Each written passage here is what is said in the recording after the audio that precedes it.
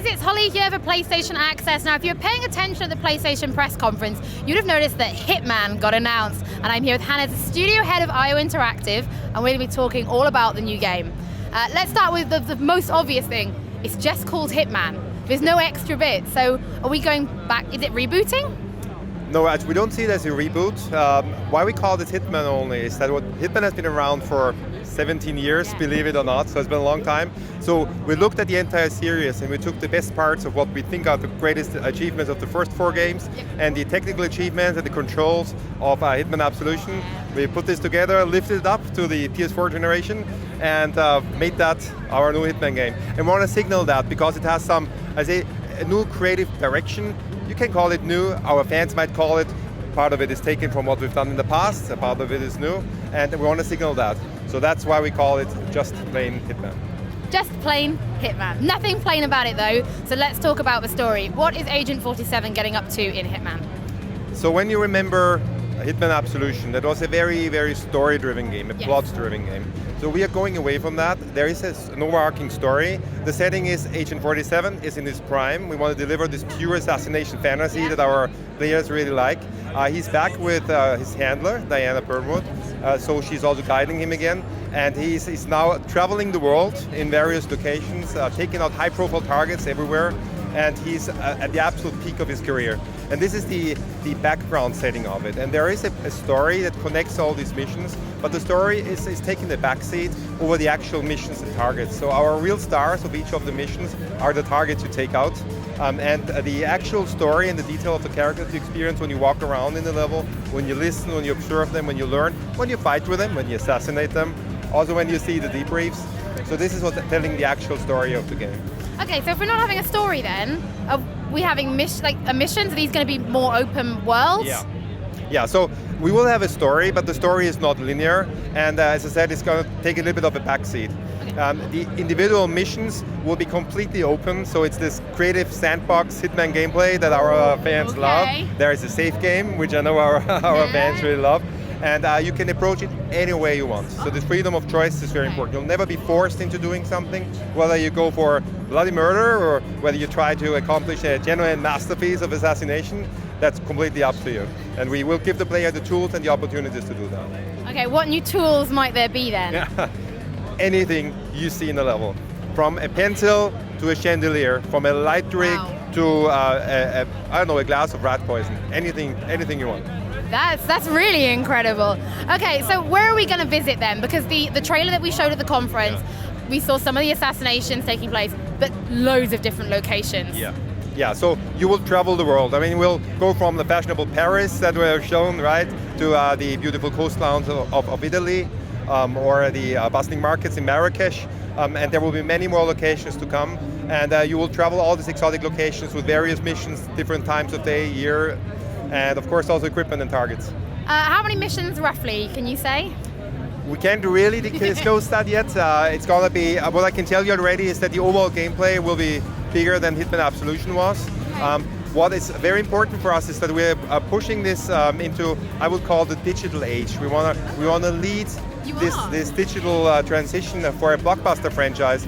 Because one of the things as a AAA developer that we are always a bit sad about is you develop a game, you ship it, then you see all its reactions, you see the YouTube videos, the feedback and so on, and then it takes you another, 4 or 5 years, then you make another game and you cannot react to any of that.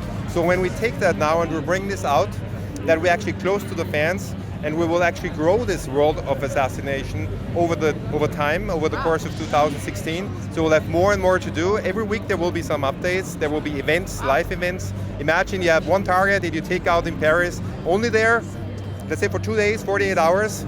You can kill him once. The way you kill him is the way you kill him. If you miss him, he escapes, he's gone and gone forever.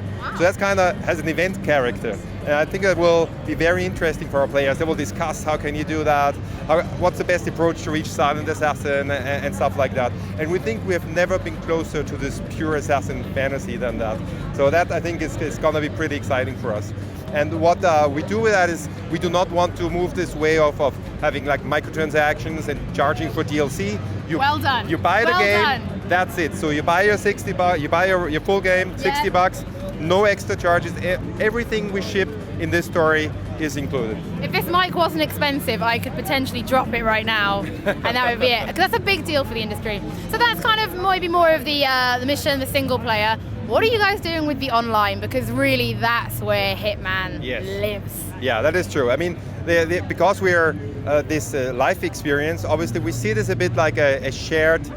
It's a shared experience, right? Anybody who joins early on and continues it throughout, we have like this image of it's like a rock concert. You have every song after song experience, and you can buy the CD later if you want to, but you don't have to do that. You can be there from the beginning and experience all of that. Obviously, when later you enter, some of the things that are temporary might be gone, but that's part of what we can do in a live world at X-Street Drive, that we can react to what players do, what they like, what they don't like so much. And on top of that, we have this contracts mode that we had in Hitman Absolution, which was really very, very big for us. Very popular. Yeah, we had 30 million contracts played in Absolution, which was really for us crazy. We had 3.2 million players playing that, and hundreds of thousands still doing that today. So for us, it was a very successful feature. And that in a game where we didn't have any DLC or live features. Yeah. And so now we think this is gonna explode in bigger sandboxes with more characters. It's gonna be a huge creative sandbox for people to create contracts. And this is the true spirit of the Hitman multiplayer. You create something, you prove it's possible, even if it sounds impossible. You challenge your community, you challenge your friends with it, and then they make it even tougher by achieving it and overachieving it, right? And that is where we think we're gonna have a big potential on the online side. Because the actual simultaneous multiplayer is not something that's on our radar right now, because you need the right idea for a game like Hitman for that. And I think contracts, that's where we really succeeded with it, and hopefully will become even better. Now let's talk about the contracts, right? Because they were obviously a big thing before, but if I wanted to say, make a contract, right, specific, I wanted to just pick like where it was and who you killed and like the weather or the day, could I do that and then send that to you to complete? Yeah, so we will talk about the actual details of what we add to the contracts feature a little bit later this year. But all I can tell you already is that the bigger sandboxes we have and all the possibilities we have in it, how you approach it, that will create a lot of new opportunities for contracts players, also the systemic gameplay we have. And it's already in Absolution, we established this, what we call play to create. Yep. So what you do is you choose your target, you choose your weapon any way you want to approach it, where you do it, what disguise you wear, how you equipped, when you actually strike. And then you do often the impossible, and then you can send it to the community out there or just to your friends. And people also rate these contracts, and we've seen that like on PlayStation 3 on Hitman Absolution, the most played contracts in the single contracts that is have been played over 1 million times. It's such a big number. Yeah, it's huge. It's really we're very surprised by that. So the pickup, the hours that go into that is, I think it's more time these people spend on creating contracts that sometimes we are able to spend on some of our mission designs. Now, if that's just Hitman Absolution over 1 million times, I can't wait to see what you do with Hitman. Right, very final question. If any of you guys have watched this and think, yeah, you know what, I'm really excited for Hitman, and you're on PlayStation, you'll get early access to the beta. So what does that mean? Yeah, so there's early access and there are betas, right? So we don't see our game as an early access game, because whatever we finish, that's including the beta, will be completely finished. So people can actually play that and enjoy that. It's going to be very high quality that people are used to from IO Interactive. However, when I say we need to be very close to our community and our fans, we need to be able to react to feedback. This is where the beta helps us. Good. And we will be able to react to what people like, dislike, how we tune it, fix this or that, and the release on December the 8th will be even better if you join the PlayStation 4 beta. We will announce later this year when this is actually going to start, but on consoles it's PlayStation 4 where you can play it, and we can't wait to see what people do with it. Brilliant, thank you so much for your time. Thank you so much for chatting to us. You guys can stay tuned for YouTube channel, because there is loads more coming up from PlayStation Access at E3.